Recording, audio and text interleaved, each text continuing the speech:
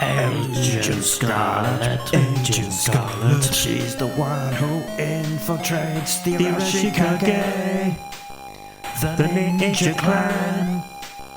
She's a sergeant, Agent Scarlett. Grade 5 is on her file card. Clip it and save.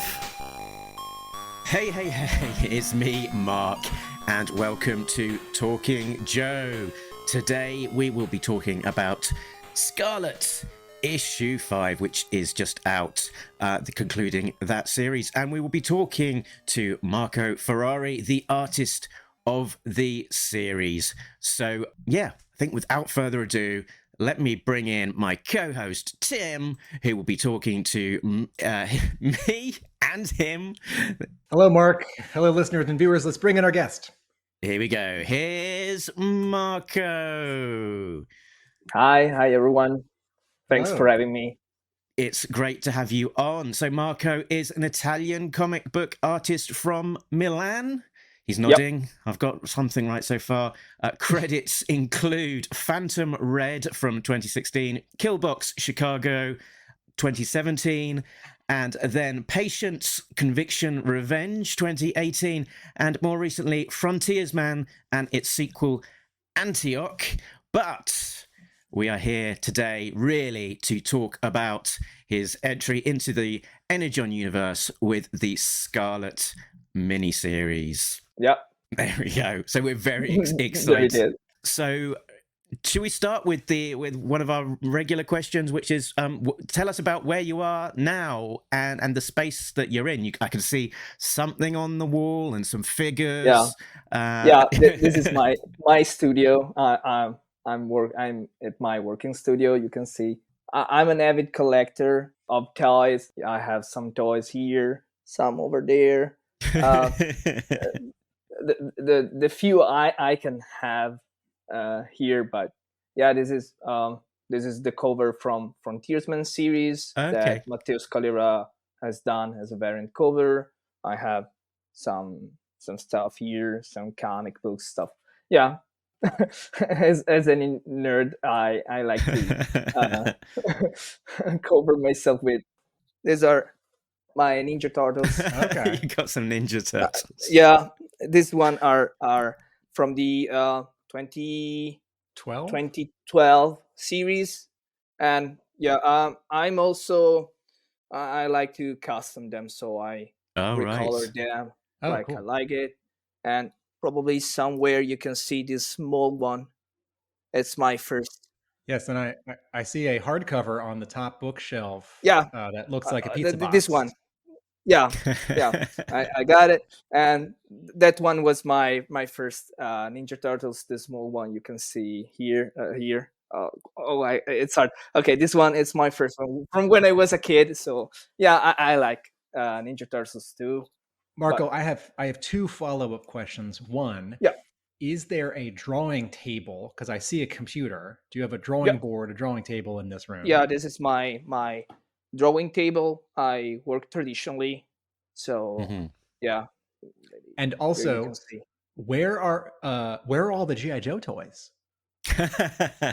That's a good question. Or where are all the Transformers? I have none, actually. Wow. and that's something I'm sure a lot of fan, even when the series came out, we're weirded out about, because I'm actually and we joked a lot with Kelly too. I'm too young for the G.I. Joe toys here in Italy. They came just as a toy brand, so no comics and no TV show. They stopped producing them for Italy even before I was born. So I've never actually had the possibility to get in contact with them. I knew Transformer. In fact, I like mechas and robots. I don't have any right now here because I have a place where I build them. But with Transformers, it's a little simpler for me to get attached to Transformers because they're robots and I like them. But yeah, I have none actually. of those toys. Well, maybe someone can bring you to a convention in the United States, and you can get your first G.I. Joe figure or Yeah, a Transformers toy. You are in Italy right now? yeah, yeah. Okay. I live here in Italy. I'm in Milan.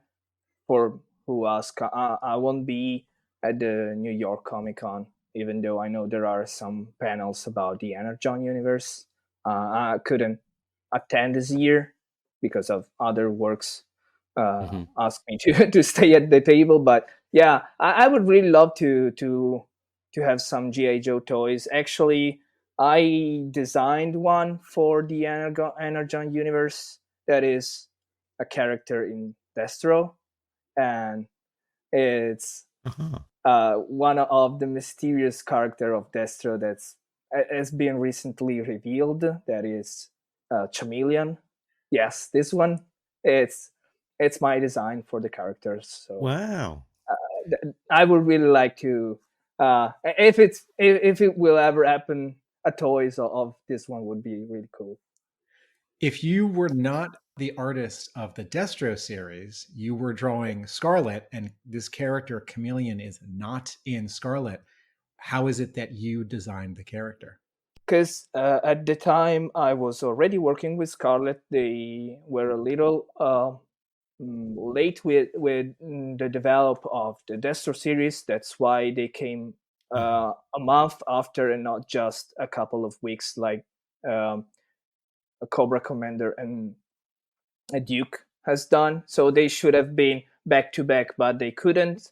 So to cut, sometimes they asked me to develop some stuff they needed for that series so that the artist could come in and just work on the series. And that's how I had the possibility to design this new rendition of the character.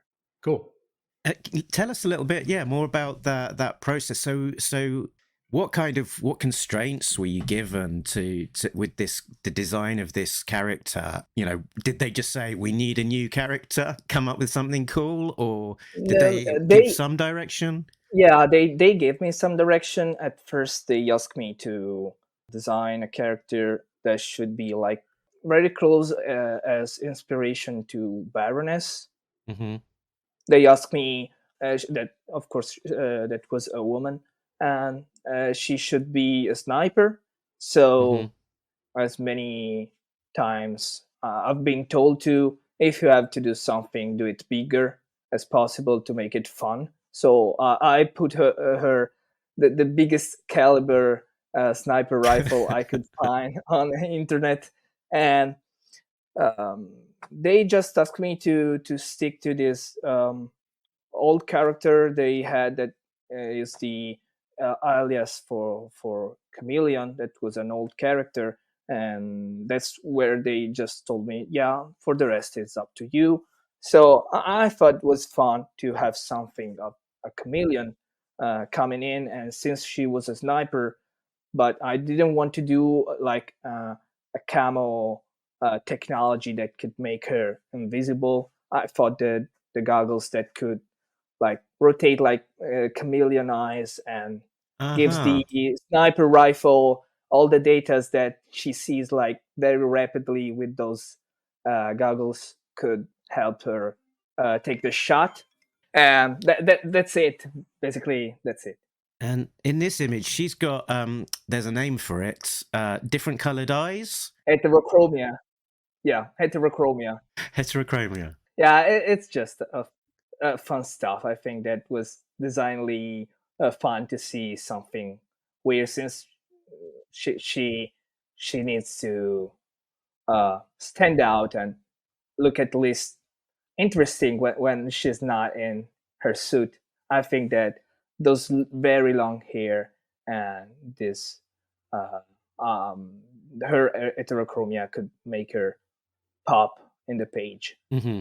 Marco, can I shift gears? I would like to go back to the beginning and ask you about when you were younger and drawing, what comics you were reading or artists and artwork you were paying attention to, and do you have formal training for drawing for comics?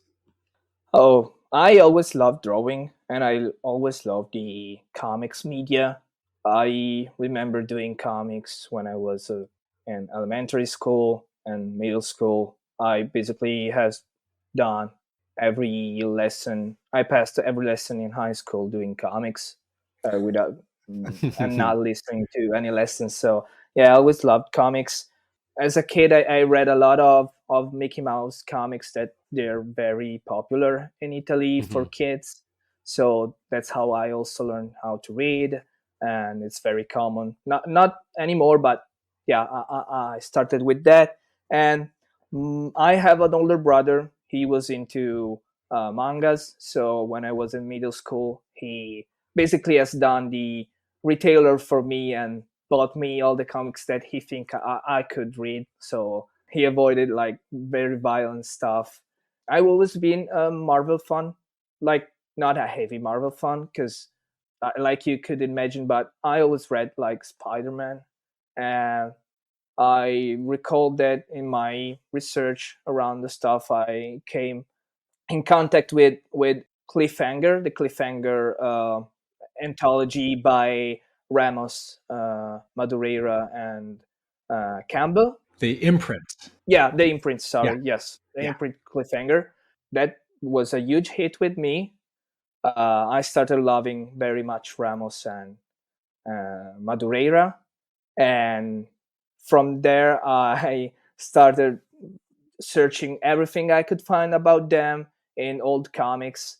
And at the time in Italy, they print this weird character called Deadpool behind the Venom issues. So I started reading Deadpool, and at that point, I was in high school. I was a avid Deadpool fan, and on a issue of a Deadpool, there was this team up with Thor, drawn by Matteo Scalera, and that's what basically signed my fate and why I'm here today, because it's been so important to me to see those pages that I said, okay, now I want to do that. I was already in an art school, an high school for art. So after I got my degree, when I graduated from high school, I went to another art school where I started learning how to work on comics with some professionals that already worked on comics, and I started from there. I did my hard work doing everything I could to learn this job. Yeah, that's it. If I had to say what are my biggest inspiration as I grew up, I have to say, yeah, probably Ramos and Matteo. At my store, we sell Black Science regularly and often. And one of my employees, it's his favorite book and his go-to. If anyone will comes in and says, "I'm looking for something different," or "What's new?" or "I really like sci-fi," he walks over to the sci-fi section and he pulls out either Volume One, drawn by Scalera, or the big compendium of the whole Yeah. thing. I see a lot of manga influence in your work, Yes. and I certainly see manga influence in Ramos and in Madureira, and to some extent in Campbell. Are there Japanese comics that were particularly important to you, or artists who you have been looking to more recently? I read a lot of mangas. I would be a lie if I say I wouldn't. But as I grew up, I really moved out of the mainstream type of manga. I'm more into the one from for an older public, books that talks about their society or situation like that, more mature type of mangas. So and usually they're not very interested in the art part. So lately I'm reading Shinzo Keigo books, and of course Urasawa. It's another big name to add. Inio Zano. They're all great artists, but yeah, you don't look at them for the art. You read them for the story. When I was younger, I read a lot of Naruto, One Piece, of course. What else? On your Instagram, you've got an Akira piece that you've done.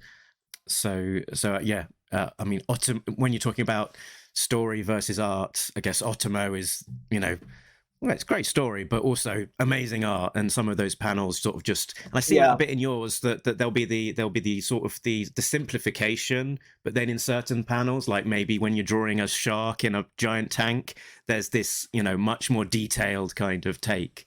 Yeah, I if I have to say, I studied a lot of the '90s artists, those Japanese artists that did cyberpunk, sci-fi. So Alita, Akira, and those mangas are my favorites. So yeah, absolutely, you can see those influences. Lately, I'm studying this artist that is called Tetsuro Ueyama. That it's not very known, but actually has done one of the most interesting X-Men manga in the '90s, and very inspired by the Capcom fighting games as style. And I'm really loving his syntheses on the art, on the design, on the line, and I think it's something worth looking at. And of course, lately I'm very into studying Dan Mora art. I think it's very complete and something to look at if you want to grow. So jumping forward a little bit before we run out of time to talk about the Don't detail worry. of Scarlett, up to prior to Scarlett, you've worked on a handful of series, sort of in the more in the indie creator space, Yeah. including Frontiersman and Antioch most recently, and then a couple of covers sort of leading in, up into in the Energon space, like Transformers, before launching onto Scarlett. But what is it that you think got you onto the map to be selected as the artist for Scarlett? I was that's fun. I was as I was finishing Antioch, my last series for Image. I was preparing some sample pages for the Ninja Turtles. The editor there then worked on the was planning the Energon Universe for Skybound, because he moved to Skybound, and he asked me to work on some of the covers that came out as variant covers for Transformers. Duke, one that never came out for Cobra Commander, that is similar in theme with this, so Okay. with a main character and a reflection. And when time came out to look at an artist for Scarlett, I was there and available. They were very happy how I collaborate with them on those cover, and I think that we're looking for also young artists, because I know that Cobra Commander artist is also a young artist. So Another young Italian artist. yeah, and they really think they wanted to bet on some young blood to to work on this project, and I'm very happy to have been selected for it. Marco, when you mentioned Ninja Turtles sample pages, were you trying to pitch those to IDW, or were you pitching them to Skybound? Yeah, no, I was pitching them to IDW. Okay. At the time, they were looking for an artist for some filling in Last Ronin, and I was trying to see if they would take me, but the schedule couldn't work out. So when the editor started working on something else, he recalled of me, remembered me, and said, "Oh, yeah, maybe I could call Marco about something." Okay. And I've been lucky. Now I have a question about this Scarlett #1 cover. The sky, the mountains, and on the snow, that looks like, is that Copic marker? That's marker or ink wash? They're mixed media. They are copying marker and charcoal and pencil, to do the trees in the mountains. And then on Scarlett, the dark parts of her costume. How's that? It's cream tones, or they said me it's also called Zipatone. Zipatone, yeah. Wow. Yeah. Zipatone is the brand name, and Okay. screen tones are what they are. So is Okay. this on the actual paper? You're using an X-Acto? You're using a Yeah. knife? All the art I do with screen tones, I do it with them. Okay, you're not adding them digitally in Photoshop. You're If you see, I have an X-Acto blade just for them. Yeah. okay. Wow. I really love them. I think they're very fun to use. So if anyone buys your original artwork from Scarlett, they are getting the full experience of the object, Yeah. of the material. Yeah. Yeah. That's great.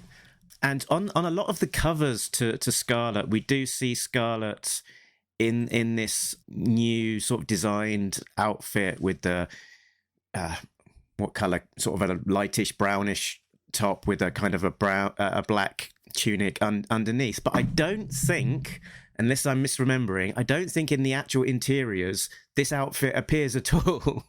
Yeah. Can you tell us about the design of the costume? Of course.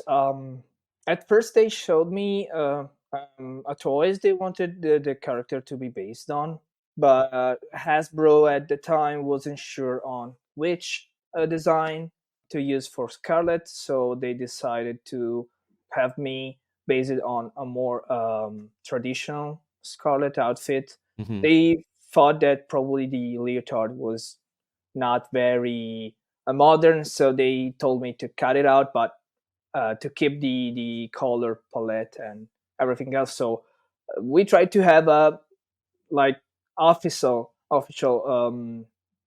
design for her, and Mm-hmm. that's why it's here.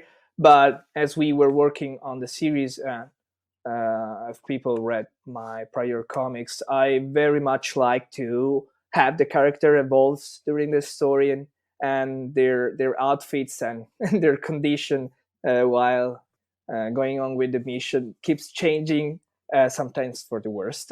But um, as I was designing Storm Shadows, like lightly redesigning Storm Shadows, I found some very interesting art from French artists that passed away that work on some design for the GI Joe. I think that they were very interesting and very fun, and I tried to synthesize some of those ideas in a battle suit for Scarlet Mission, and that's why she came out with this white battle suit.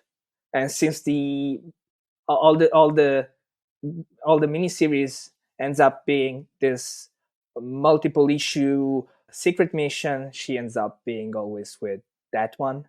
Yeah, that's it. That's why.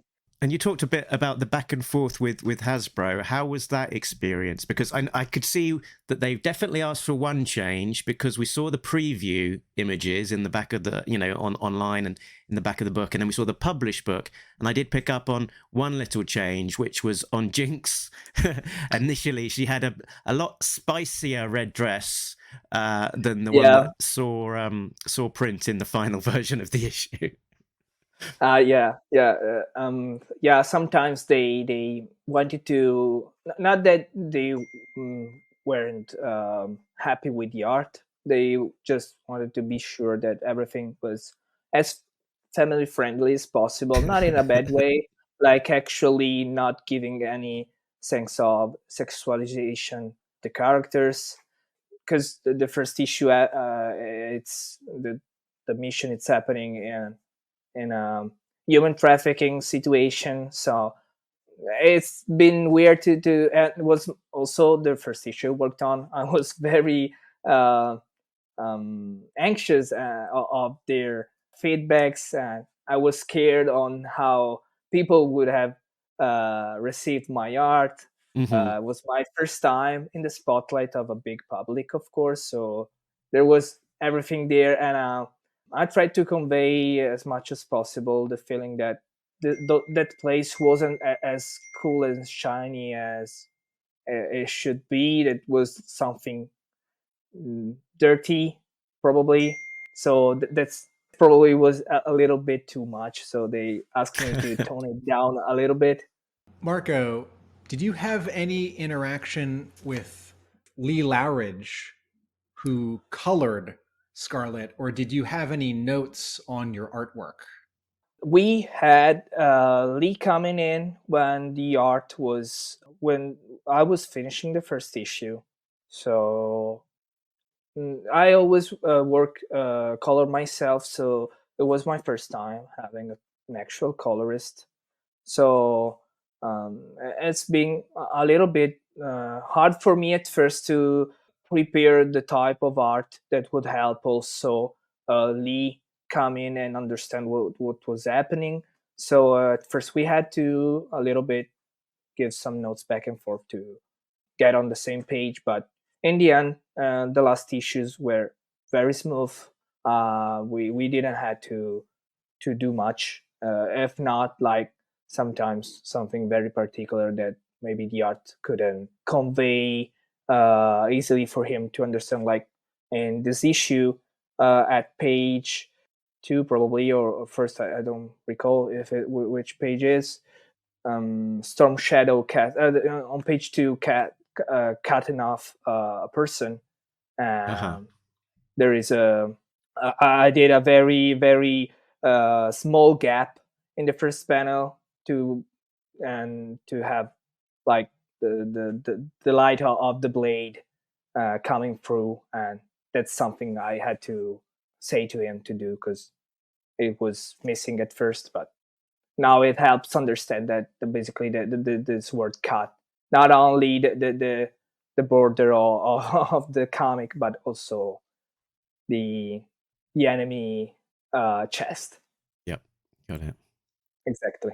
And sort of talking about actually color in this issue, I was interested in that the very last page of it, where you've got Storm Shadow sort of holding up his Energon sword in the sky, and then there's like it's lightning and maybe a hint of space in the top. Like, what do you think? What are we kind of trying to read into this panel from the from that color and what's going on there? I admit I don't know how much I can tell, but it's very much. I think that I put some hints also in the first page of this space, like galaxies, that you can see this world it's creating. Let's say that the metal it's made, it's probably not something that you can find on Earth, and that's why you can cut through everything, and it's indestructible. So that's why. Vibranium, adamantium, Yeah, probably. nth metal.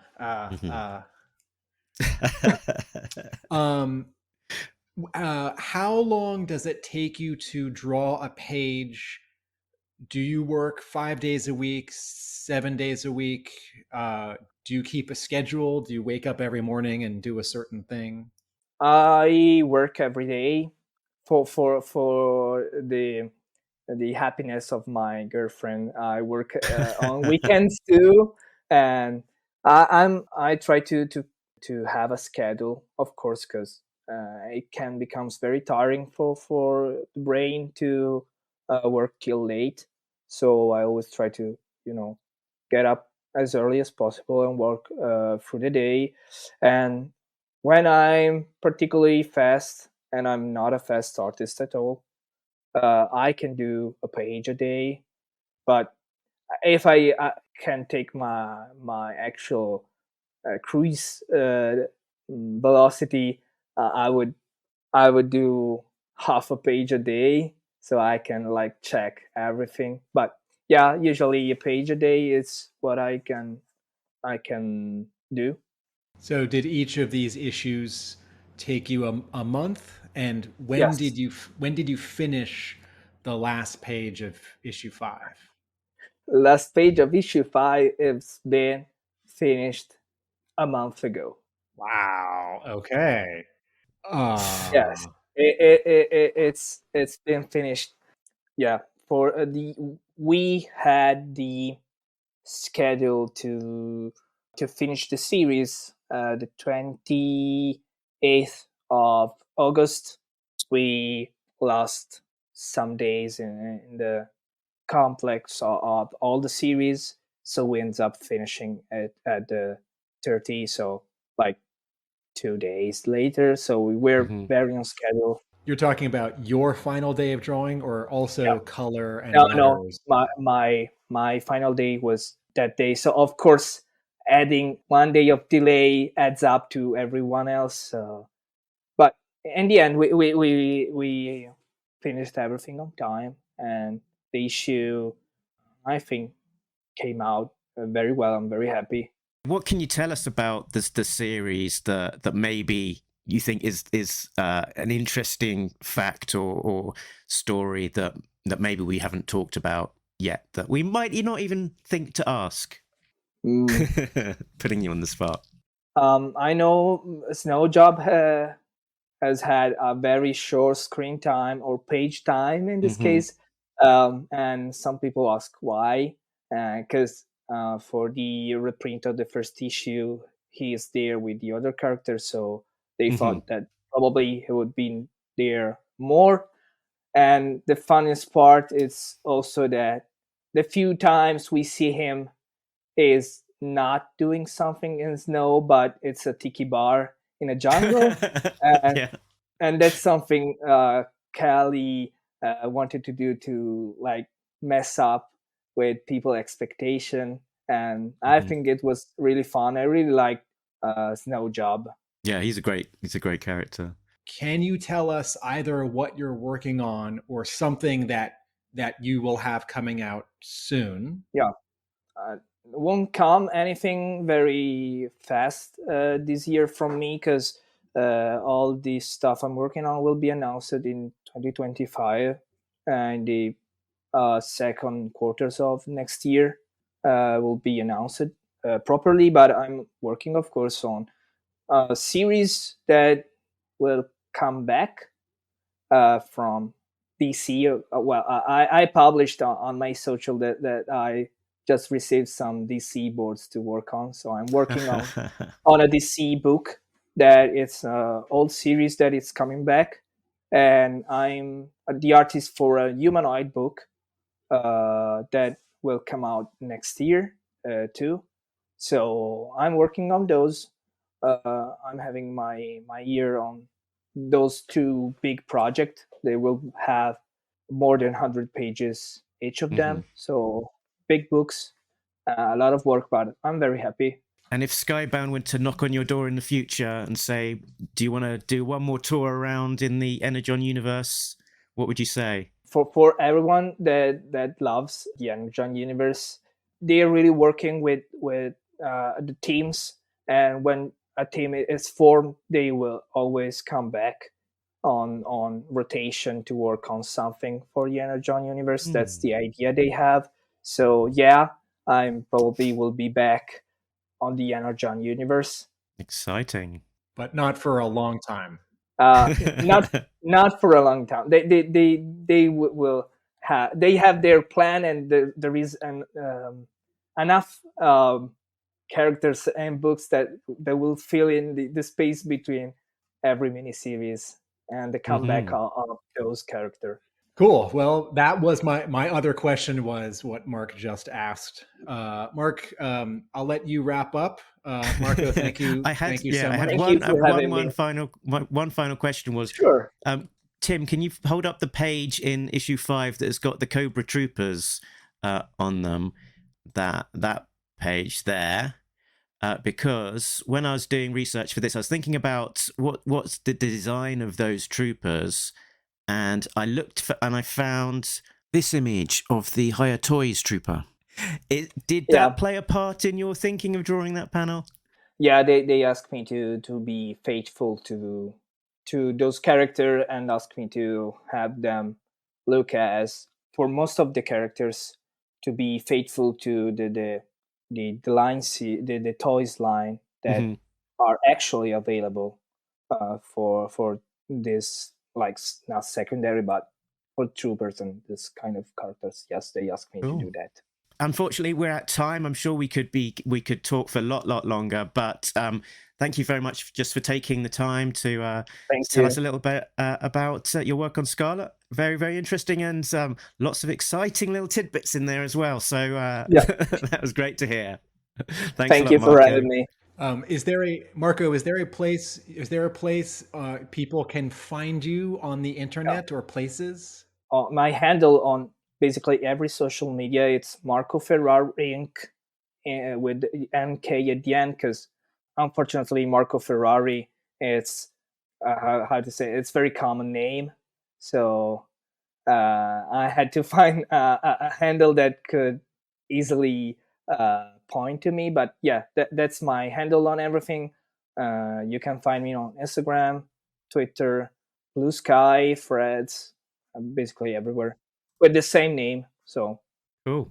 Thank you so much for taking the time and joining us. That was great. Thank you, Marco. Thank you for having me. My pleasure. And yeah, maybe we'll talk at some point again in the future. You never know. Yeah. Bye. Bye. Now back to G.I. Joe.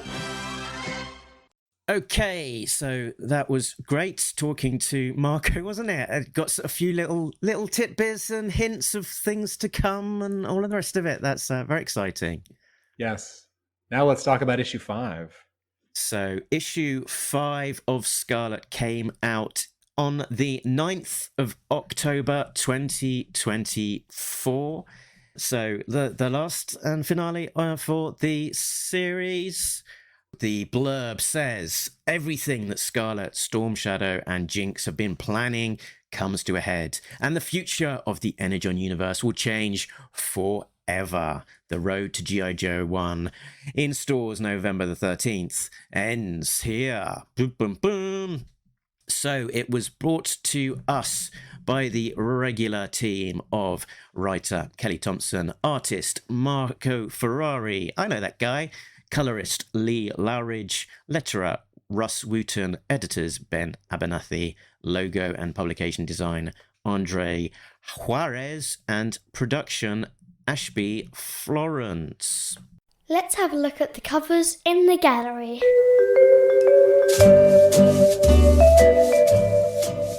Okay, cover A is drawn by Marco Ferrari and colored by Lee Lowridge. There's a body language sort of stable, which is if you have two characters who are either back to back or almost back to back, looking in opposite directions, that shows that they're gonna face off. They're sort of in opposition because they're heading in separate directions. So here there's a mostly black background. It's Cobra logo in the background. It's three-dimensional, and a subtle cue that Marco Ferrari is a very talented artist is that he's not drawing the two-dimensional logo, and he's not asking a colorist or letterer or an assistant to slap on like a ping file of the Cobra logo. He's drawing it, and then he's adding in these small bits that show that we're actually a little bit under it, and we're looking slightly up at it. Speaking of looking up at something, Storm Shadow is a little taller than us here, and he's actually looking back. He's either looking at us or he's looking at Scarlett, and Scarlett is also subtly looking back a little bit. She is not holding a weapon here, but Storm Shadow is the MacGuffin sword of this miniseries. And I should say the magical mystical goal sword. I think it might not be fair to call this the MacGuffin, because I think this is a more important prop than that. It's a magical mystery sword. This is a striking cover, and it lines up very nicely with the previous A covers if you have them on a shelf at home or at a retail store. There's also, for as much lack of detail as there is in the top third of the cover and sort of the left side, all of a sudden there's a ton of detail on the bottom left with the wrapping around Storm Shadow's wrist, and then the gauntlet armor on his other wrist, and the sword is glowing. And so this is very much a cover that is representative of the issue. This is not a specific scene, right? She's not in that costume, but he does get the sword. it does glow. And graphically, compositionally, there's a sword sticking out of her here, though of course it's behind her. And in the issue, she does get hit with a sword, right? Oh, no, she gets shot with a bullet. Anyway, in a previous issue, she gets hit with a sword. Okay, cover B.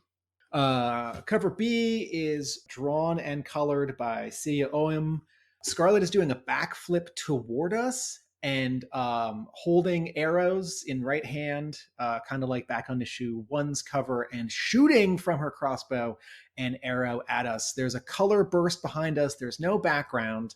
And the color burst is an unusual sort of rainbow arrangement of aqua in the negative spaces and sort of a rainbow yellow-orange or orange-red-purple in the sort of bursts. A bit like a flat chrome. Yeah. If you were far away, you might think this is a foil stamped cover. You might think this is a hologram cover. In a way, it sort of alludes to the 1982 Hasbro Hector Garrido painted explosion burst, but also there are just lots of covers in comics where there's no background and there's just sort of lines and or color acting as a burst. I do like the zipatone here. Scarlett's hair is, maybe it's shorter because it's in a ponytail. This is a nice cover. It's not my favorite. Cover C, which is the 1 in 10 variant, is drawn and colored by Gleb Melnikov. Scarlett is standing in a big swath of white, which is actually sort of negative space created by Storm Shadow, not physically standing there, but sort of graphically looming over her in the background, much larger than her. But he is physically looking at her. So this feels more like poster design and less like a specific drawing of a place or a scene. Melnikov is drawing the costume that Ferrari has created, revised for the series. So we can note that although Scarlett never actually wears this costume inside the miniseries, she is in it on both some Ferrari covers and also some other covers for this miniseries. Slashing across the cover at almost halfway up and down is a horizon of red, I think from a sword slash, although it's sort of rougher than that. So let's say a very, very dull sword with some vertical lines where it's bleeding. And even if it's not actually blood, if it's just sort of, red ink, red paint, it graphically separates Scarlett and Storm Shadow and creates something of a middle distance. She's got a pistol, she's got an eyebrow cocked, and she's holding a sword, though not the magic sword. I should say, not the sword from outer space. And Tim, this represents the final part of the combined covers. Yeah, Mark had made the point earlier that though these are connecting, they're not as a literal sort of geographic, physical connection the way that the Duke miniseries was, the way that the Cobra Commander miniseries was. And I would agree, the negative space behind Storm Shadow on the cover to 2, that's white, and it becomes sort of the background in 3, and then, the sort of black in the distance for 4 becomes the black behind Storm Shadow in 5, and, Storm Shadow's shoulder in 5 doesn't really become anything going back to 4. So I think the way that I would describe this is that Gleb Melnikov is an illustrator much more than he is a designer, and that in terms of geometric shapes and composition, his strength is much more in sort of the technique of drawing people and costumes and weapons and, flying and fighting and, mountains and grass and trees and walls and screens, and not so much arranging shapes and sort of larger design. Okay, cover D is a digital rendering. This is not drawn with pencils and pens. This is by Vasco Georgiev. This is the 1 in 25 variant cover. It's got that 1982 explosion back. We've seen this on all of the G.I. Joe related Energon Universe D covers. Mark, remind me, This is a recent toy, right? Is this a classified toy? Yeah, it was one of the early classified releases. It was the redesign of the Red Ninja. I think it was just called Red Ninja, the character, who does not appear in this series, but is I guess, Ninja Arashikage related character.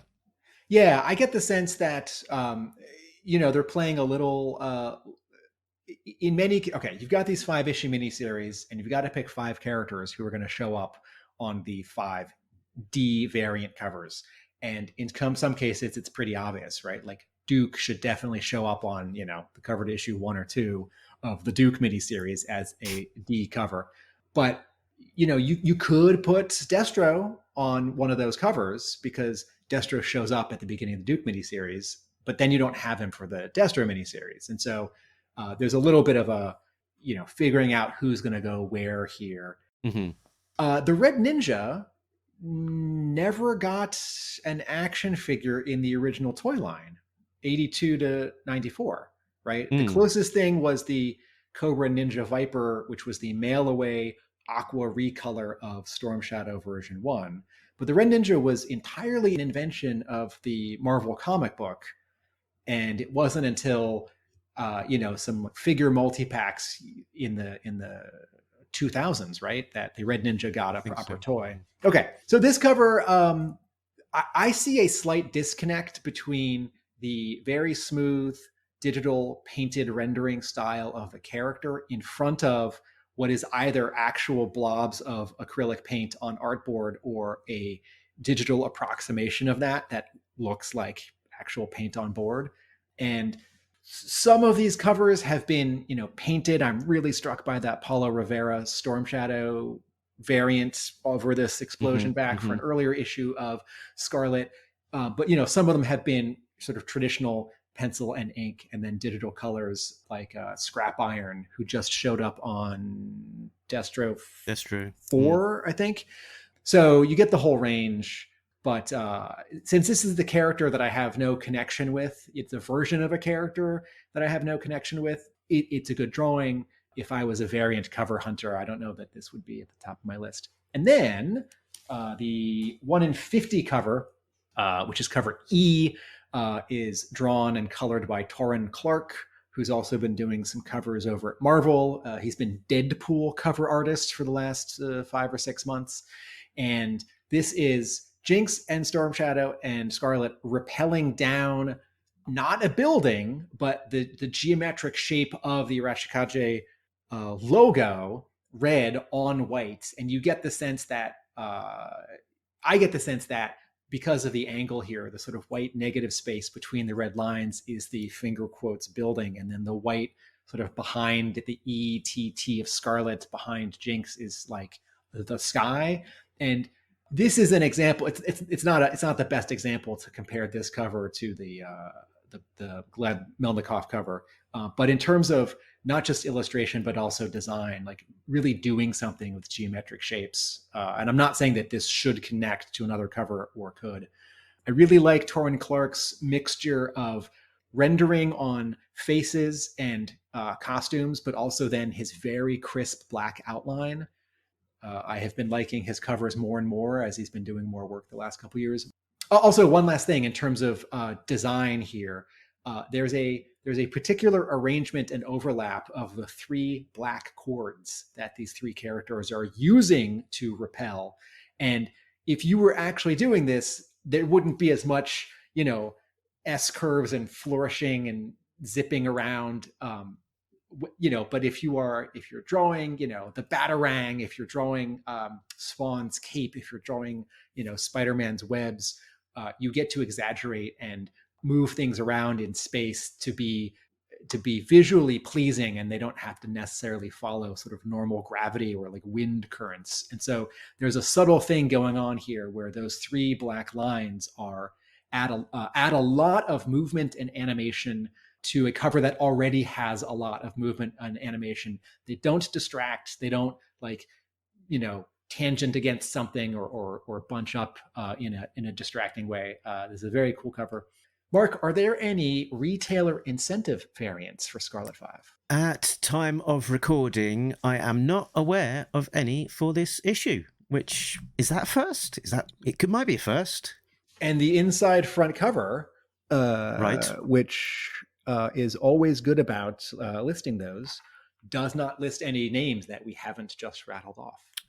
Good sense check. Yeah, Taurin Clarke. I think this cover is great. It's one of my favorite from the series, and he's also done a really great cover for, I think it's issue 5 of Destro. I guess you can't. It's a nice sort of tie-in to the interior, because we kind of got people changing their altitude. Well, changing their altitude. Yeah, they're coming down from the top of a tower, let's say, and that is the thing that's kind of being echoed here, even if it's on rappelling ropes. And I guess you can't see someone coming rappelling down on a G.I. Joe cover without also thinking about the cover to 21 in some form as well, whether intentional or not. Yes, and I like to play my favorite game, compare and contrast, right? 21, nighttime, one character, angled that way. Scarlett 5, it's not daytime, but it's a white background. 3 characters, angled the other way. You know this cover really makes me think? I think that this cover, I would love this cover to be the back cover of the eventual Scarlett softcover paperback. Right, you could put some copy. You could put a paragraph of text on the top 5th where the Scarlett logo went, and then on all the red on the bottom, you'd have to move Taurin Clarke's signature all the way to the bottom left. But you could put a nice paragraph of text and a barcode on the bottom right. And back covers don't have to grab your attention, but it doesn't hurt, because if you pick up a book and you flip through it and then turn to the back, right? I think we've all held a graphic novel where the back cover is awesome, and we think, well, that settles it, versus a back cover that's fine, or like maybe like there's no, it's just a hardcover with no dust jacket, and you're like, oh. Exactly. So what have we got next? I think it's time for a plot breakdown. Plot breakdown. In the Sato 2 tower in Tokyo, Storm Shadow finally has the Sword of Life in his hands when a rocket is launched from the Cobra helicopter at the ninja team. As the dust settles, a Cobra squad enters with Cobra Commander in front. He senses Energon and fires at the team. Storm Shadow and Jinx base jump with parachutes from the tower with only 2 parachutes. Scarlett is able to catch up with Jinx mid-air and descend to safety.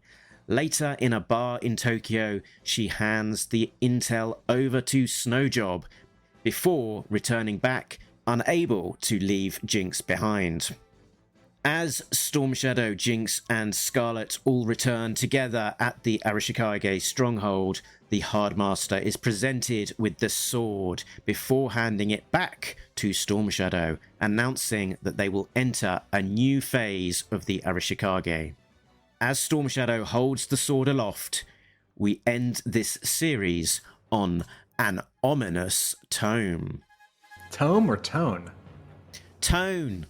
We end the series on an ominous tone. A zipatone? No, zipatone's not ominous. No, it's not. It's an interesting last page, and as I kind of mentioned to Marco Ferrari, there's stuff going on, and that you could look at that and interpret that in various ways. He was a little bit coy about what the sword might be made of. I don't think it's a huge leap to kind of interpret that the sword probably has got some sort of Energon component in it. And earlier on in the issue, I mean, in addition to this being in the Energon universe and it being a superpowered sword and it glowing this kind of pinky purple, Cobra Commander somehow in mid-issue senses senses Energon and is able to kind of pinpoint. There! The Energon is coming from there! There are the fools who are trying to take it! Exactly. which is interesting, this sense that he's got. But he did have an Energon tracker, right, in the Cobra Commander series. So maybe this is one of the Energon dots on his special Energon tracker tool that he had. So maybe a little less mystical power and maybe a bit more technological. But yeah, both on page 1 as he's using this sword, and as he's holding it towards the end of the book, we have this background that kind of suggests a space scene and perhaps almost like some sort of bridge to the outer universe. But is that me being too literal? Is the background meant to be a metaphor, or is it meant to be taken a little bit more literally, do you think? Probably all of those sparky bits that are coming off the sword on the last page, that's probably meant to be real. It's like lightning. I do think the sword is actually glowing and crackling and emanating, let's say, Energon lightning. Mm-hmm. But it's not as if Storm Shadow pushed a button on it or chanted some special words. It's not as if another element is somewhere near. So if this is literally happening, something about him either holding the sword up or it being in his hand, or maybe it's like it's the vernal equinox or something, but he is somehow activating the sword, and I do think it is actually happening in the scene. I don't think the night sky sort of now looks like space with no light pollution in the physical scene at the Arashikage stronghold on this final page. But I do think the final page is supposed to look like outer space, because I think if Marco Ferrari weren't allowed to say it did, he would have just said like, oh yeah, I just inked it like space. But we know that, and I'm not trying to sell any artists who've signed NDAs down the river. I'm just connecting I'm just connecting a dot from what I see in this drawing to Globulus. Did Globulus go to space, or did Pythona go to space? Pythona went to space, yeah. Pythona went to space, right? So, and I got an email as a retailer from, I didn't do the Zoom call, but for the next Void Rivals arc, like something's happening. Like Void Rivals is going to connect more with something, and that's either Transformers or G.I. Joe, or both. And we've known this is going to happen anyway. So I don't think I don't think it's a stretch. Let's talk about the ending. How do you feel now that you have read the final issue of the 5-issue miniseries as a character arc, as a prologue to other stories, as something that is to some degree or a great degree self-contained? How do you find this 5-issue miniseries satisfying as a miniseries, Mark? I think I do, and to some extent, I think it's because it didn't give me what I thought it would. I thought this was just going to be, to some degree, farming out the two, with Destro and Scarlett, two less significant miniseries, just to tide us readers over between the Josh Williamson doing the proper books in Duke and Cobra Commander before he then does the next proper book in G.I. Joe 1. Whereas I think these things are, Destro and Scarlett are kind of standing as series in their own right and telling important stories and doing almost as much work as the other series to some degree. And what I was probably expecting really going into this was this would be Scarlett on an adventure. It would get resolved. It would tee her up to being part of the core G.I. Joe team when it launches in issue 1. And that's not how it's ended. It's ended up much more open-ended, of you going, okay, this story hasn't finished. This story is still definitely ongoing. We know more about Jinx and Scarlett and Storm Shadow and this setup at the end of it, but there's more. There's more of this story to tell, and it's not just serving that purpose of teeing up characters so that they're ready for appearing in G.I. Joe 1 as part of the team, or as a ninja adversary with a Cobra sigil on his chest kind of thing. I wonder if there's an analogy here with Marvel Cinematic Universe Phase 1 and 2 and 3, where particularly Phase 1, when we sort of didn't quite know as moviegoers what was happening, that, you know, Iron Man 2 is a sequel to Iron Man. Iron Man 3 is both a sequel to Iron Man 2 and also to Avengers, because that Avengers movie had happened between the two, and something exciting happens to Tony Stark in the first Avengers movie. And at the beginning of Iron Man 3, he's dealing with it. And those kinds of sort of leapfrogging connections keep happening. You know, Guardians of the Galaxy 2 is a sequel to Guardians of the Galaxy, but it's also continuing threads, character threads and story threads and MacGuffin threads for the movies that happen between. And some of these, there's more of this or less of this. And some of these, you know, it's like nothing about Captain Marvel particularly informs Avengers Infinity War, right? Because it takes place in 1990. But it sets up that Captain Marvel is very powerful, so that when she does show up and save the day, it's sort of earned. And so I'm starting to wonder if, you know, I had thought that the 4-character miniseries were a way to introduce characters efficiently without overloading a first issue, because, you know, G.I. Joe #1 is a team book, and it's a team book against another team. It's going to be 15 or 30 characters plus vehicles, and it's also a way in terms of marketing and sort of hooking the reader to sort of tricking them, right? If you're not buying a G.I. Joe #1, your expectations are different. If you're buying a Duke #1, you're expecting Duke and maybe another Joe and maybe a Cobra. You're not expecting G.I. Joe because he's not on the team yet. He hasn't formed it yet. And what I'm starting to wonder is 6 months or a year into G.I. Joe, is G.I. Joe going to take a break and then there'll be a character special like Scarlett Special or a second Scarlett miniseries that's maybe Scarlett Volume 2, issues 1 through 5, or Scarlett 6 through 10. And if that happens, could that both be a sequel to what happens in Scarlett and also what happens in the first issues of G.I. Joe? Because I have a feeling that in the first issues of G.I. Joe, someone's going to mention Scarlett. And someone might say, we have to go get her. Or Cobra Commander is going to mention the building in Tokyo. But I don't think Scarlett's showing up in the first, let's say, 3 issues of G.I. Joe. I don't think Storm Shadow is showing up. And I could be wrong. That'd be great, right? But the fact that they said in a letters page previously that and it sort of read like a joke, but I take it completely seriously. They are trying to hold off for as long as they can before introducing Snake Eyes, which at this point I think is totally rad. And I think they're sort of doing that with a lot of characters and a lot of elements.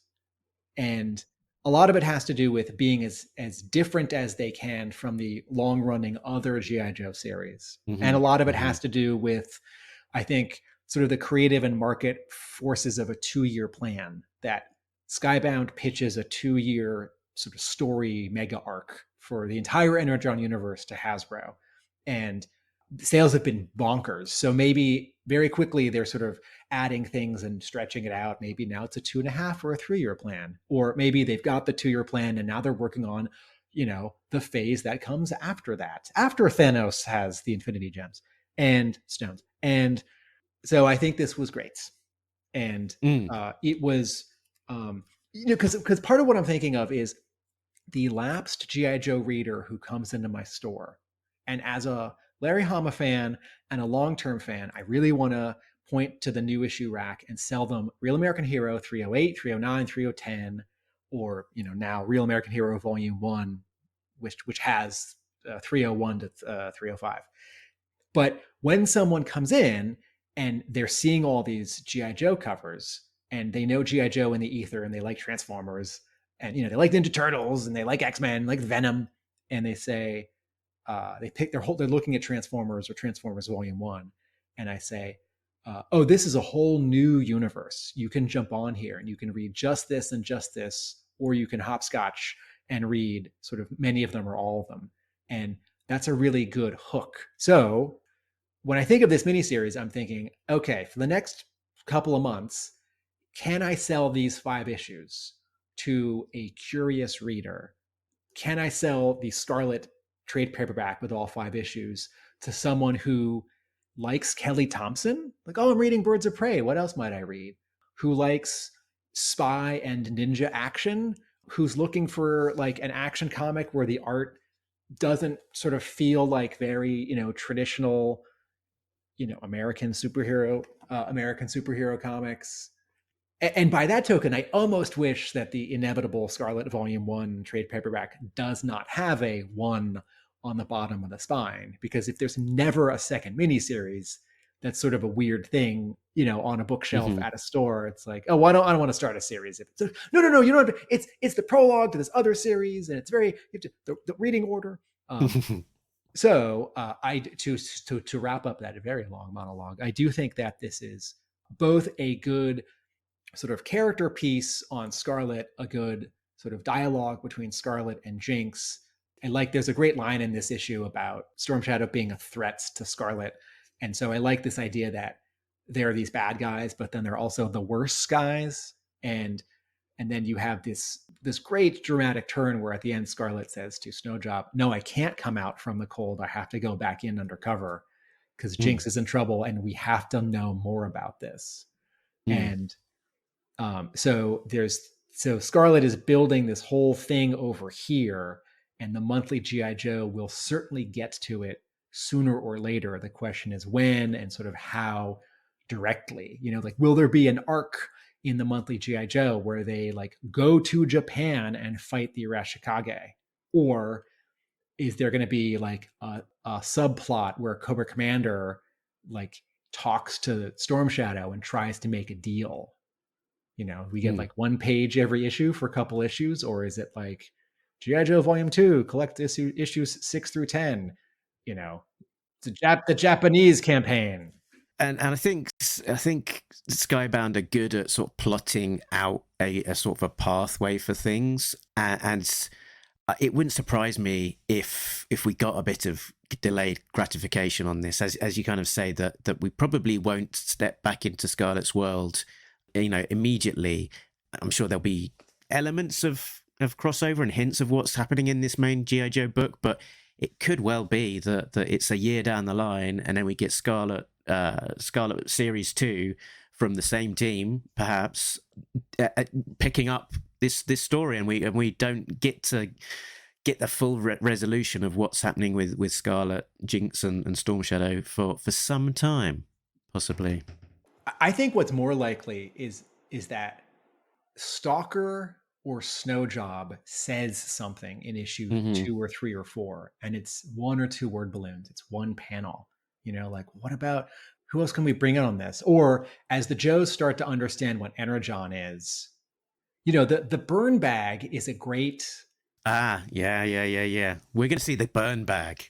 It's a great narrative device because Joshua Williamson, or maybe it's already been decided by Kelly Thompson, Joshua Williamson, in however many months he wants, and it might even happen between Scarlet 5, Destro 5, and G.I. Joe 1, right? We may jump ahead a few weeks, and Hawk is talking to Duke and the team, and he's saying, like, you're on this mission because of what we got from Snowjob, from the burn bag.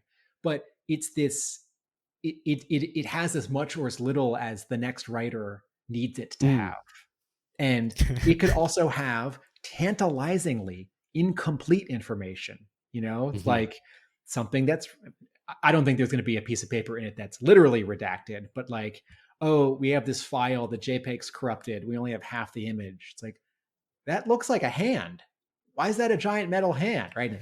Duke's in the other room, like, what are you talking about? Or it's like, we got all this information on this ancient Japanese ninja clan, but the timeline stops in 1910 or 1950. It's like, well, I guess we know a lot, but we don't know a lot. And so Kelly Thompson, Joshua Williamson, the editors, maybe Dan Waters if he comes back, can sort of keep in a teasing but also satisfying way, sort of moving the goalpost. And again, this bears, I feel like I should repeat this every episode of Talking Joe, not just the thing about G.I. Joe's a hard comic to draw, but G.I. Joe is a hard comic to write because there are so many characters, and fans want the core favorites. They want someone new. They want some supporting non-player characters, like Quinn, or a general who's, the general who gives Scarlett a hard time in issue 1 of Scarlett, right? I don't think we're going to see him again, but like, that's not supposed to be a named G.I. Joe character. But then also, like, some reader, it's like, well, I want to see the Toxo Viper. I want to see Tunnel Rat. Where's my favorite obscure character? Where's Ozone? And so I kind of think that the monthly G.I. Joe should just be double-sized every month, whether that's, backups or, artists doing sort of shorter story arcs because they're always doing double the pages. But, I think of something like X-Men, the X-Men franchise, which has like 9 monthlies plus a couple miniseries. And there are so many characters, and I think that's too many, and people actually don't want to spend that much money. And I do feel like, 3 or 4 X-Men books, X titles would sell better or be more satisfying for readers than, 9 or 10 or 11 or 12. But I'm sort of jealous for X-Men. I'm also an X-Men fan and reader. I'm sort of jealous for them because G.I. Joe could have more pages a month because there's so many characters. But, the market doesn't actually want that. And this has been a test the last year. Will the market bear Real American Hero and 2 character miniseries at the same time? And the answer is yes. And this is bolstered by good creative writing, drawing, color, and covers, and also this just the way that it sort of hit at the right moments, and this, like, another nostalgia boom and the surprise of the Void Rivals and Transformers connection. But it's going to be a little hard the first month or 2, ... I don't know how many months after that, if there's only G.I. Joe, because I would really love, like, the Tunnel Rat 5-issue miniseries. Like, Dan Waters comes back, some other artist we've never heard of, but ends up being great. And it's like, okay, what's another thing that's happening that builds out the world? Like, what's Tunnel Rat finding underground? Energon, he found the moles. Who are the moles? What are they called? Mole rats. Yeah. Mole rats, right? Yeah. I don't think it will be too long before we start, because there's this great creative energy and desire for collaboration between the classified toy line and the creators in Skybound, particularly Joshua Williamson, and we've seen it in the Valkyries appearing on the front cover to issue 2 already, which is a toy only character. So I think will we have that sort of same sort of just creative sort of energy in the air of the toys that are just being released into the shops are the same ones that are going to be being launched and developed as not just toys but as characters in the pages of the comics. So I think that's a really exciting element around what they're going to be doing with the Energon Universe, this prospect of them doing that, and it being so early in that process that we don't know which characters they're going to include, which they're not ever going to get to, which ones are going to be delayed. No one likes Ozone. Just a little one more bit on that last thought of mine. It's wonderful to have a good new G.I. Joe book. It's really wonderful to have 2. The risk always is, if G.I. Joe went bi-weekly, if it went weekly, if it was double-sized, if it's running almost consistently with sort of a side miniseries that's a character focus, does that creatively drain the Energon Universe team sort of too fast, too much? Do the readers get, dollar fatigue? Is part of the special quality of this last year of the Energon, the first year and a half of the Energon Universe, that we're getting more than we thought we would in terms of pages, not as much as we think we want, right? It's like weekly, double-sized issues. Some of the characters that we love, but also Ozone, Tunnel Rat, Snake Eyes, not every character that we want. And so there's this really fine line that Skybound is walking. I think some of it is luck, is good fortune. But I think a lot of it is also just like editorially and creatively like an excellent direction and firm hand. I think Hasbro's also in a good place. Michael Kelly saying yes to a lot of things a year ago, 2 years ago, and the people who are there now who are doing that work. But I think about like a comparison might also be Star Wars. There have been a lot of Star Wars shows in the last couple of years, and as a kid, I think I always wanted like 7 times more Star Wars than we were getting. More books, more comics, more movies. I couldn't even imagine TV shows. It turns out when I get as much Star Wars as I ever wanted, it's too much, and not all of it is amazing. And so, the anxiety you feel when in the 4-week cycle of a month, it's like, okay, Real American Hero comes out this week, and then the next week is Duke or Destro, and then the next week is Scarlett, and okay, well, the next week's Transformers or Void Rivals. That's not scratching my G.I. Joe itch, but, it's like there's a week where there isn't anything. And that anxiety is important, not getting what you want and having to wait a week. I do think skipping a month is too much. Real American Hero team that's now done this twice on Larry Hama's G.I. Joe. But hey, people catch colds. Sometimes art gets lost in the mail, whatever it is. You want to dive into some specifics about issue 5 of Scarlett? Yeah, we are being teased with more in the ARR space. Where the solicits for G.I. Joe go as far as number 2, so it's going to be at least number 3 before we hear about a second book, which I think there'll be something. But New York Comic Con is coming up soon. Skybound will have a big presence there and a panel, so it may be that we hear some exciting news before too very long coming out of New York, which is this month, isn't it? My buddy really wants me to go, and I don't think I'm gonna go. Hey, period, new thought. I told the Talking Joe Facebook group, I haven't actually said this aloud in Talking Joe.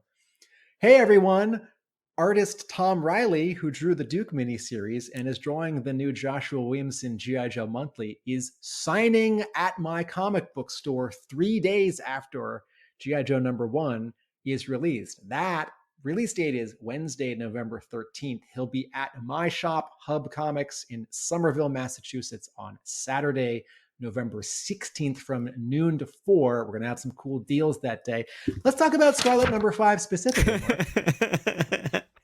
Yeah, so what my sort of big takeaway from Scarlett generally, but this issue reinforcing it is that it's a much more sort of character centric and personal story. It's very much Scarlett's story of this specific mission that she's on, and how it ties to her relationship with Jinx, and that relationship driving, I guess, the outcome that's why she doesn't just take that burn bag with her and deliver it in person back to Stalker, but stays in Japan with Jinx. So I think that rather than building out necessarily a universe and stuff, the universe of G.I. Joe in the Energon Universe is getting bigger with this, because we are getting introduced to more of Cobra. We are getting this new faction with a super powered weapon, and we're seeing a few more characters. But it is very much, I think, a character-driven story in the truest sense of the word. Yeah, I think about how long it took Larry Hama in the Marvel run. He starts immediately with G.I. Joe and Cobra, and it takes Destro doesn't show up for a year and a half. And, Zartan, the Dreadnoks, there's another faction, doesn't show up for 2 years. And, the Arashikage don't show up technically until 2 years in, but sort of as a go-to space, as sort of a set of characters with a story. And, one of the challenges that I think the Energon Universe has accepted is having a lot of factions almost from the beginning, but they still feel, the introductions don't feel rushed, and the narrative doesn't feel overburdened. And I think part of that is because established readers can sort of, even though we don't know a lot about this Arashikage in the Energon Universe, we can sort of abstractly think back to what we know or think we know or like about the Real American Hero version of it, or even, the live action movies. And at the same time, nowadays things happen so fast, like you get a movie announcement and everyone knows immediately, and there's a movie trailer and everyone has watched it like an hour later, and a movie's out and people, sort of rush in the first week to see it. But when we were younger, things came a lot more slowly, without the internet.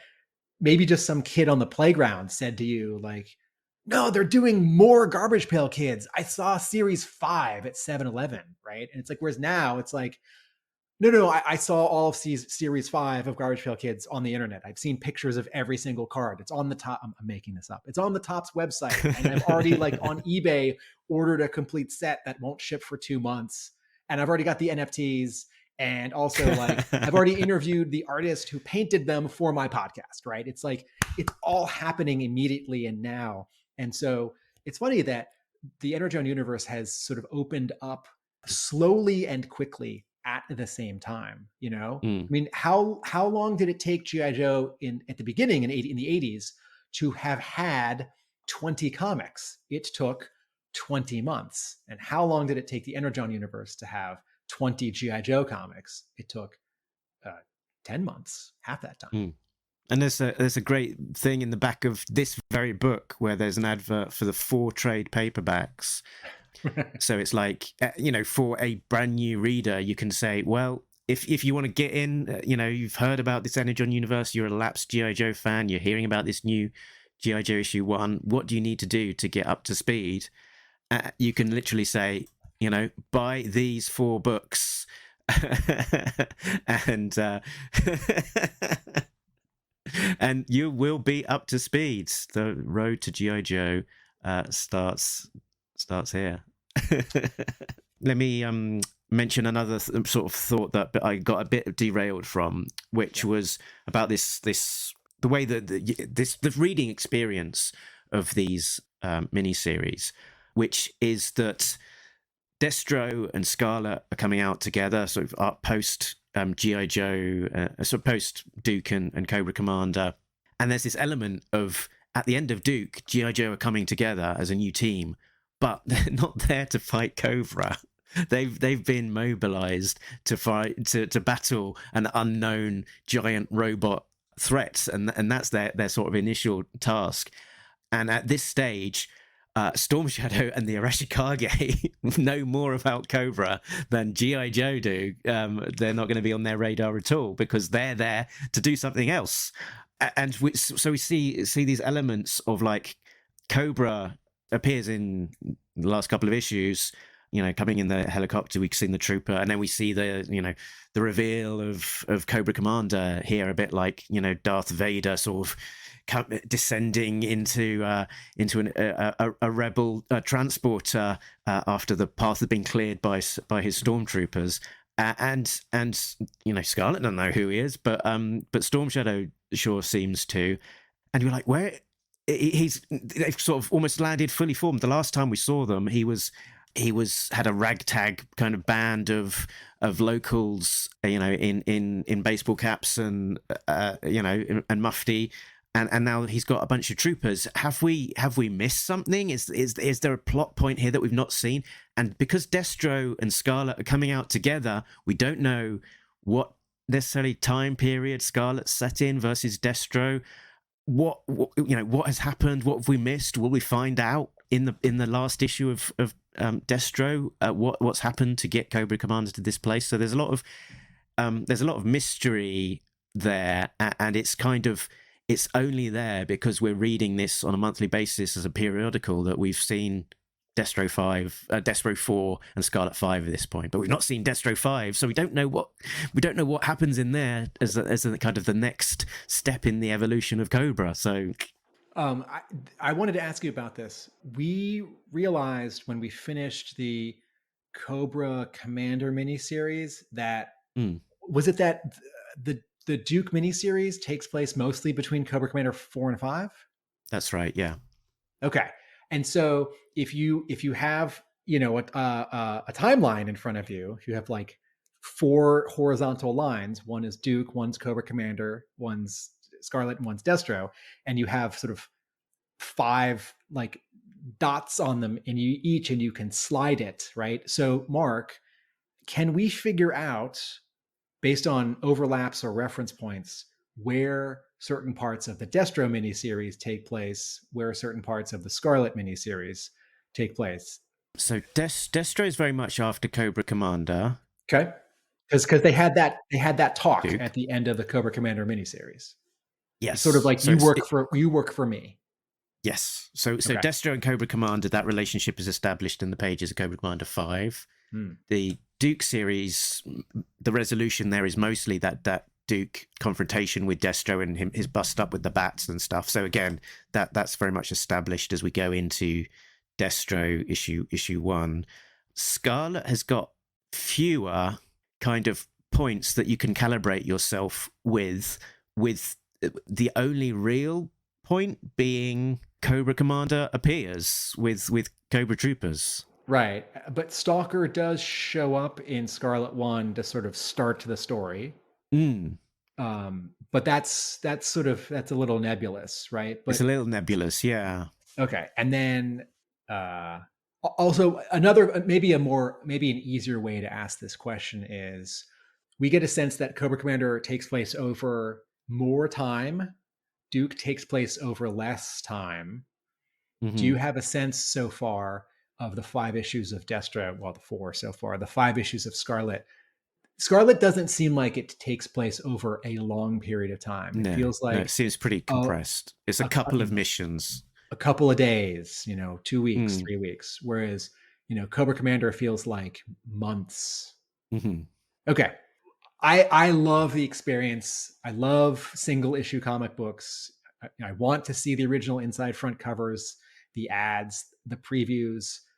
And I keep imagining that there will be a compendium or a deluxe hardcover, which has these 4 miniseries together. And I imagine it would be called G.I. Joe: The Road to G.I. Joe. Just, the same way that. Yeah. Or maybe it's just called, G.I. Joe Energon Universe Volume 1. Anyway, and then, G.I. Joe issues like 1 through 10 or the, second hardcover. But I wonder, I think about this when, Marvel does a big event, DC does a big event, and, there's a main mini series, and then it's like all the issues of Avengers and Spider-Man and, Punisher that are happening during that. And then some like side mini series. It's like, well, what are the Runaways doing? Well, they don't have a series, so we'll have a 3-issue mini series just during this event, and it's what they're doing. And then Marvel will do the omnibus, and they tend to, I think, always put the main series first, and then all the other series after it. And I imagine that such a G.I. Joe: The Road to G.I. Joe deluxe collection would have all 5 issues of Duke, then all 5 issues of Cobra Commander, then all 5 issues of Scarlett, and all 5 issues of Destro. But wouldn't it be fun if they were printed in publication order? Duke 1, Cobra Commander 1, Duke 2, Cobra Commander 2, or in literal chronological order? That's just some fun food for thought. And if you don't like flip through books and like, read the tiny print on the first page to see like, oh, was any of this previously collected? Or that may not be of any interest to you. I wanted to call out a couple specific story and art things happening in issue Scarlet 5 that I thought were cool. Page 2, panel 3. I don't know that I've seen this before. This is a POV shot from the wound. And we've seen something a little bit like it. Jeff Darrow's covered a Hard-Boiled issue 3 back in the 90s, where we're looking through the head of the guy that Nixon just shot. And 1 or 2 other artists in comics have done that same kind of cover since then. Maybe it was like Judge Dredd or Lobo or something. But this is not exactly that, because the camera isn't past the ninja that Storm Shadow just slashed. The camera is inside him. And I thought that was a very, and I feel like some of the people who read this comic are just sort of going to like miss it if they're reading kind of fast or a little distracted, because what it is showing is what a giant wound the magic sword just did, which the previous panel is a little unclear on unless you pay attention to the glowing curved line.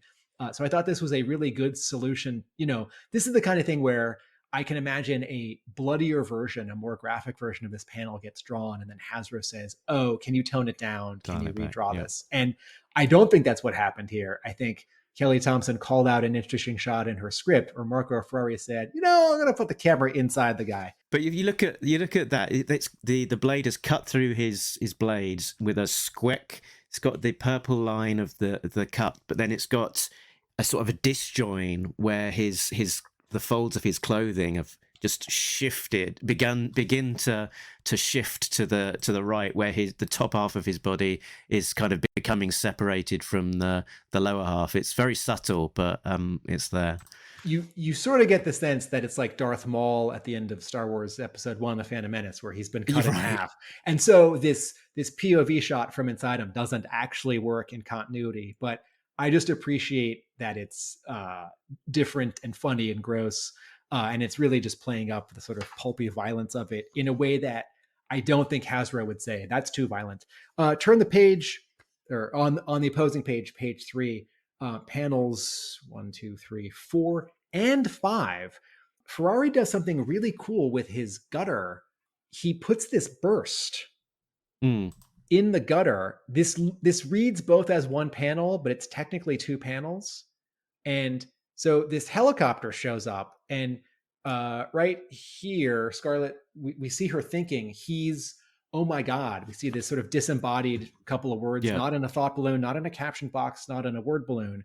And we had established that Scarlett has a little bit of a running narration in like issues 1 and 2. I think we dropped it in issue 4. In terms of craft, you could maybe criticize Kelly Thompson for not being consistent on that. I'm okay with it. But this helicopter shows up, and it gets set up because in the previous panel, Scarlett is reacting to a bright light. And then Jinx looks at her, and Scarlett looks back at her. And the graphic element of this gutter, this panel border separation, which acts both as a sort of time barrier, because it's a moment, Jinx looks, and then it's the next moment, and Scarlett looks back. But also because it's drawn like a lightning burst, like a flash of light, the panel language of comics is graphically responding to what is physically happening in the scene, which is a bright light. And you get this like, bah! Like look out, or the sort of, each of the characters is doing a take. They're having a reaction, a gasp, an open mouth eye blink, thing. And I thought, have I never seen that in comics? I've seen it sometimes when like, Colossus punches something and then the panel gutter border gets like jagged or angular. But I thought, cool. Speaking of which, back a page, did you notice that Storm Shadow's sword is so powerful that it actually cuts through the panel border on the top on the top right as well? I was reading a little too fast. I didn't notice that till artist Marco Ferrari said that to us an hour ago. I have seen that. I have seen that a few times in comics. Maybe there's like a Ninja Turtles comic where Leonardo or someone does it. I do like that. That's fun. I want to jump ahead a couple pages. Page 11. What a bold use of negative space. And again, it's nighttime and the building's on fire. So logic suggests that whole white swath would actually be, blue-gray or dark blue or black or something, or maybe with some orange and some gray smoke. And Marco Ferrari and Lee Larridge decide to pull the camera way back and really accentuate just how tiny these people are, how big the building is, how high up they are, what a great distance that they have to jump to get to safety. It's really bold. And, if you're a reader who likes maximum detail and you don't like backgrounds dropping out, you might turn the page and think, well, that page didn't take Marco Ferrari very long to draw. I want more lines. And you could make that argument. I do think every artist should have like 1 or 2 pages in every issue where they get to like not draw a giant battle in Times Square. And it's also maybe more exciting than like 5 talking heads. And then the angles on the 2 or 3 panels that come after it, which are jagged. And Ferrari is really good. It's not just drawing. it's not just sort of fighting and poses. He's just very good at this. Yeah, and sometimes the page that looks like it's the simplest can take the longest time as well. It could be a page that he draws, goes, I could push this more somehow. Let me start again. Let me simplify this. Or this is the page that looks simple and like it didn't take a lot of time to draw, but Marco Ferrari had to draw comics for 5 or 10 years to be able to be good enough to think of this page and have the confidence to pull it off. So there's that other possible wrinkle. Also, that page and the next page are the supreme expression in this entire miniseries. We're at the sort of emotional apex of Scarlett and Jinx being close friends, and Scarlett worrying about Jinx and sort of getting into trouble to save Jinx and then to save herself.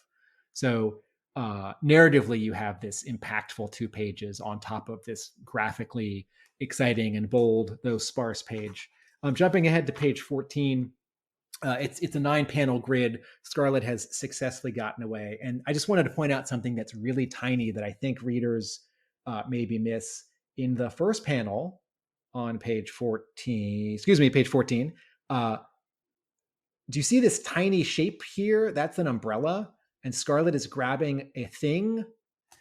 Scarlett is passing, she's passing a restaurant or a shop that has one of those like metal frames that has like 50 or 100 long, clear plastic umbrella bags. And you tie up your umbrella, you close it tied up, you put it in, and then you pull it out. And so you keep your umbrella from getting water all over inside. And she grabs it to put her sword in it. And that's one of those things that, because it's so small, because there are 9 panels on the page, maybe Marco Ferrari, like maybe he made the wrong call. Maybe we need to be closer. I do like this panel. I just want to point out that as a small story point in this scene, Kelly Thompson is having Scarlett do like several cool things in this page to start to blend in. And she like tosses this idea to Marco Ferrari, and he does pull it off. But if you blink, you miss it. Hey, look, panel 4. Say it. She's got a bobby pin in her mouth. The return of the hairpin. Ladies and gentlemen, when Larry Hama came to the school where I teach in 2012 and read panel by panel all of Silent Interlude to a bunch of students in a lecture on storytelling, and he got to this panel where Scarlett, where Hama and Leialoha draw Scarlett using a bobby pin to pick the lock, and Hama says, do y'all know what that is? Do people still use these? And when I saw this, I thought, okay, this might be Kelly Thompson making a reference. It might also just be a thing that someone with long hair does. And not everything has to be a reference. Not everything has to be an Easter egg. But you know what I actually wrote, Mark? And you know what I'm when you get to your when we get to our 300th or 350th episode and we do another trivia, maybe I'm giving away the answer to one of my talking joke trivia questions. The hairpin, what I actually wrote was, which we haven't seen since that Paul Pope variant cover. Where Paul Pope redraws the panel from Marvel issue 21. I'm glad you caught that. You are a true G.I. Joe fan, Mark, for catching that. And so am I. All right. Two more quick points on the insides of the issue. On page 16, 3 more points. On page 16, Scarlett's just given Snowjob the news that she's not going with him. And he says, when you ladies are ready, you call me. I'll get you out of there, even if I have to bring everyone. And I thought, is that a promise? This is going to happen in G.I. Joe 3 or 6 or 12 or like Void Rivals, 17. That line, it's kind of a throwaway line, but I think it is foreshadowing in a good, fun way, right? Because absolutely Scarlett's narrative sooner or later will have her trying to get out, whether or not she's successful. We covered that one. Okay. The final point that I wanted to make is I do really like Lee Lowridge's colors. in this miniseries. I do believe this is the first time. Hey, everyone, by the way, Lee Loughridge is writing a comic that Image is publishing right now, drawn by Andrew Robinson. It's called Standstill. He's known as a colorist, but he's writing a comic. Okay. I've always liked Lee Loughridge's colors. I've always liked his approach. I believe this is the first time he's ever worked on G.I. Joe. And I was excited to see his name on this miniseries. And I do think he does good work here. This scene where Cobra Commander shows up, particularly sort of, this page that I've already held up. I understand that there's all this smoke. I understand that Cobra Commander is in the same colors as the two guys behind him. And having this blue does set up a contrast for this sort of orange-red here. I do wish this page and this scene had more contrast. If there was something else happening in it, so that the blue, the sort of grayish purple blue that's somewhat desaturated, could play off of a different color. And as an example, that scene that I just talked about, right? So here's an example where Loughridge is using a similar blue purplish palette, and he's offsetting it with all these reds and oranges and yellows, both in the hair of the two Joes, but also the inside of the restaurant. And you could absolutely argue that the Cobra Commander scene, and both of these pages, I don't want to say these look like a rush job or these two pages needed another pass. What I will say is when artists use limited palettes, when they don't do a lot of rendering, sometimes I think, great, this didn't need anything else. And other times like this, I think I'd like a little more color information. I'd like a little more contrast. I'd like a little more color playing off of a different color. And it doesn't have to be the opposite. It doesn't have to be the bluish purple against like red orange.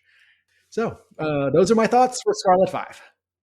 An interesting counterpoint to that page is the last page from Destro issue 4, not long out at this point, where we get to see a full figure kind of unveiling a sort of dramatic kind of appearance from Cobra Commander in the pages of that book. I'm not entirely sure what my point is there, but it's interesting.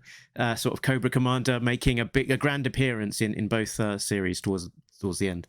No, I was thinking the same thing. I was thinking, okay, we've certainly seen a lot of Cobra Commander in the Cobra Commander miniseries, and then I thought, okay, wait, I know we saw Destro in Duke 1, and then he was sort of held back until I think Duke 5. Was there a similar exciting splash page or sort of full figure, half splash page reveal surprise? Was there, Mark? Does Cobra Commander, he's not in Duke 5, right? Where are we? I don't think he's in Duke at all. Okay, yeah. So I was thinking something similar. And then the other image that's been rattling around in my head a lot recently, because my comic book store, Hub Comics, is hosting G.I. Joe artist Tom Riley for a signing on Saturday, November 16th from noon to 4, is the cover by Tom Riley and Jordi Belair to G.I. Joe number 1, where the front half is all the Joes, and then the back half is Cobra. And Cobra Commander is standing there full figure, which visually is somewhat similar to this panel in Scarlett 5 and that panel, that final page you just showed in Destro 4. So I spy with my little eye. I have an I spy. Yes.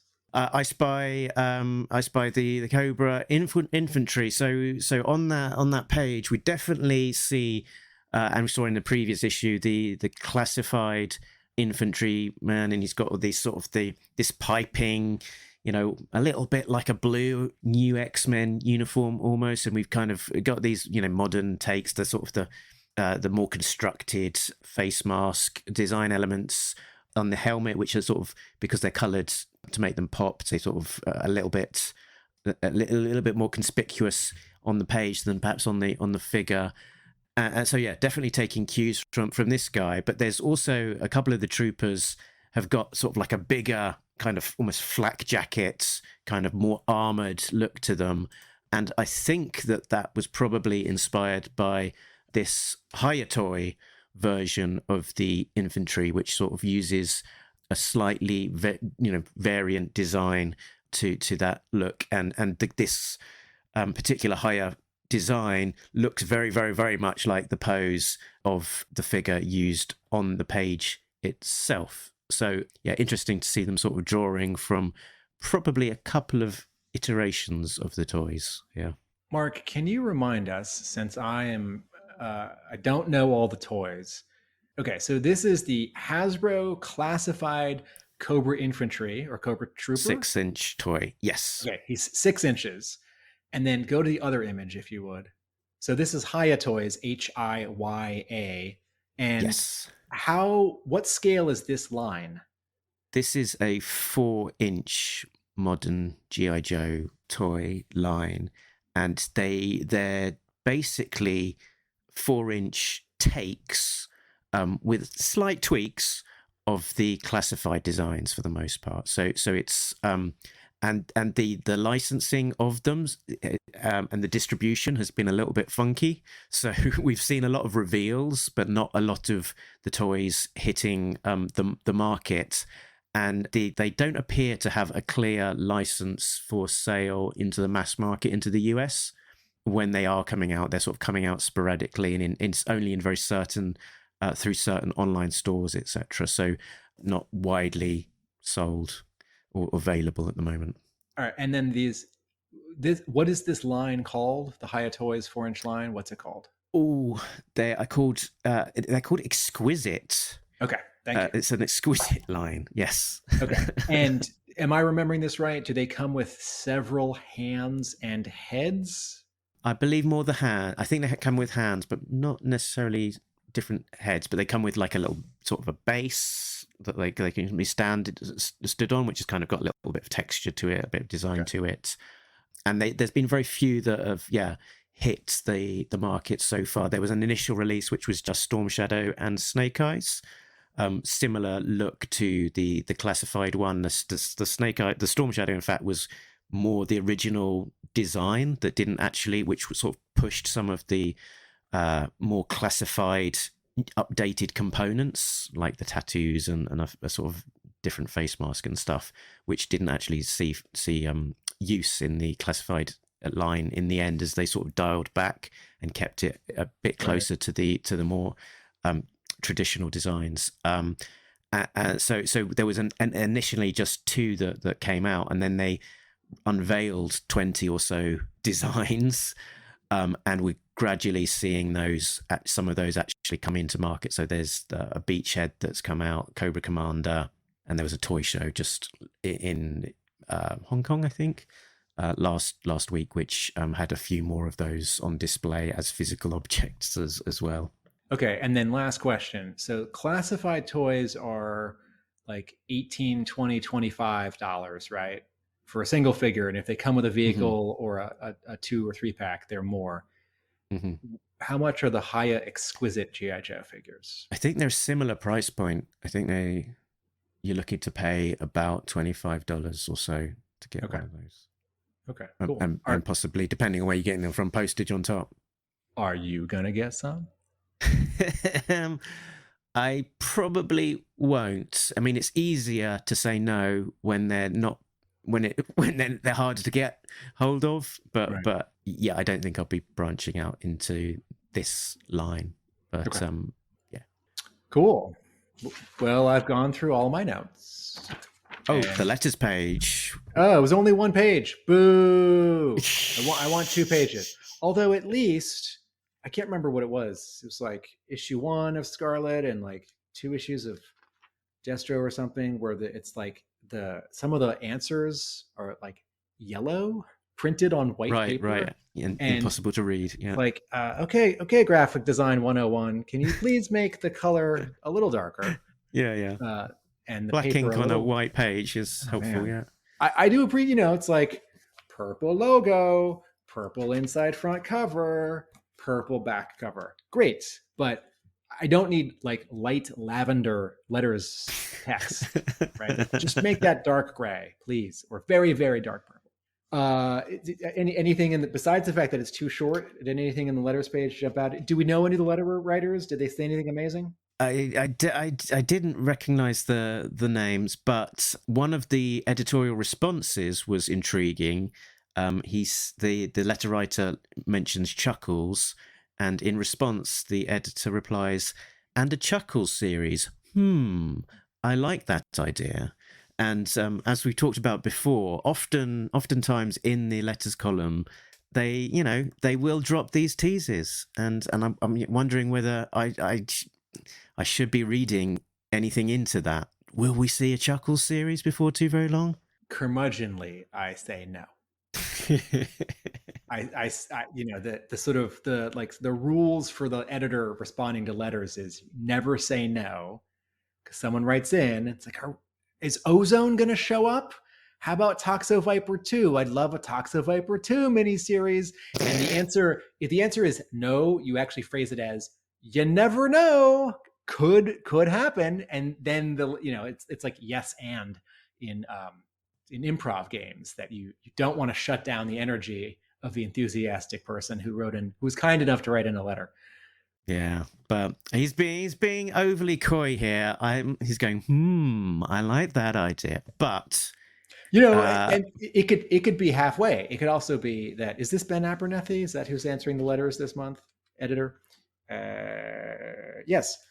It could be that Ben Abernethy thinks, well, that's a good idea. I will run this by, Kirkman and the writers, and maybe something comes of it. And maybe Chuckles shows up in the main book in a way that he wouldn't have before. Or maybe, Kirkman and Josh Williamson think, that's a good idea. Let's come up with a pitch. And then Hasbro says, no.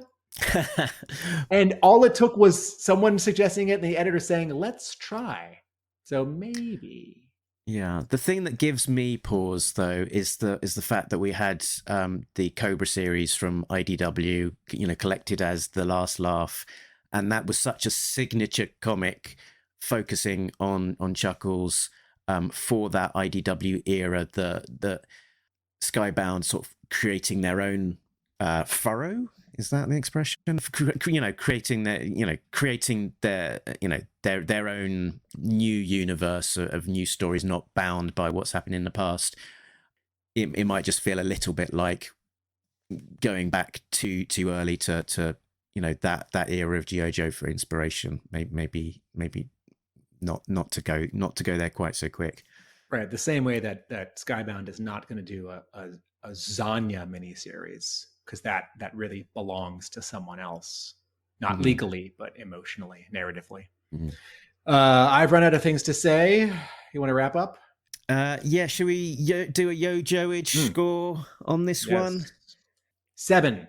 I would give this an 8. It's a good ending for the ending that both sort of wraps it up, but also teases more. I think it could have a little more, and I would like a little more going on in the color. But writing and arts, and particularly some of these little art flourishes that I mentioned, are great. A satisfying ending to a miniseries that I liked, that is both self-contained but also pushes, although we're not sure how, a bunch of larger G.I. Joe things forward. I'd be happy to recommend this to any lapsed G.I. Joe fan, and also some just general comics fans who want, a kick-ass action spy miniseries, if they were willing to have it be part of something bigger. I want to give this an 8. I'm giving this a 7. Yeah, I'm definitely in that same space. I think you said it all. So maybe I because I just score higher than you generally, maybe I'll go 7.5. But yeah, 12. It's 11T. It was a satisfying ending. Last issues are tough, but it was an interesting resolution and setting up more to come. So yeah, leaves me on a note of looking forward to seeing what else will happen in this kind of story space. So that is us done with Scarlett. Next time we are on Talking Joe, we will be continuing to look into the Energon Universe. We will have the Destro wrap-up with issues 4 and 5 of Destro. we are definitely looking forward ahead to issue 1. And we should have some content that looks forward to that in advance that I will tease in a very coy way without giving any information about. But Tim knows what I'm talking about. And then when we're not doing all of that, we are sort of finishing up our look at the Devil's Due era with the World War III issues of Devil's Due Disavowed from the distant past of 2007. So you can find Talking Joe on talkingjoe.co.uk. That is the website. And if you go there, you can find links to all the places that we are at. We've got a Facebook group. We're on Twitter. We're on Instagram. You can even do things like leave us a voicemail. We're also on Patreon. So a big thank you to all of our Patreon members, which include Richard, Sam, Bill, Christopher, Justin, Rob, Shane, Simon, Chris, Joe, Craig, Frank, and Mike, who are all getting early access to episodes as well as some exclusive content. Those aforementioned World War III episodes, they've had all of them already. So there we go. Tim, where can people find you when you are not talking to me about G.I. Joe? I'm executive producer at Atomic Abe, where we write and edit smart, funny video essays on TV and film. Find us there, youtube.com/@Atomic Abe. I own a comic book store in Somerville, Massachusetts. Tom Riley will be signing there in the middle of November. And that's Hub Comics. And I write about G.I. Joe at my blog, arealamericanbook.com. Very good. So I think that is us done for now, Tim. But before we go, can you just remind people of a little certain something?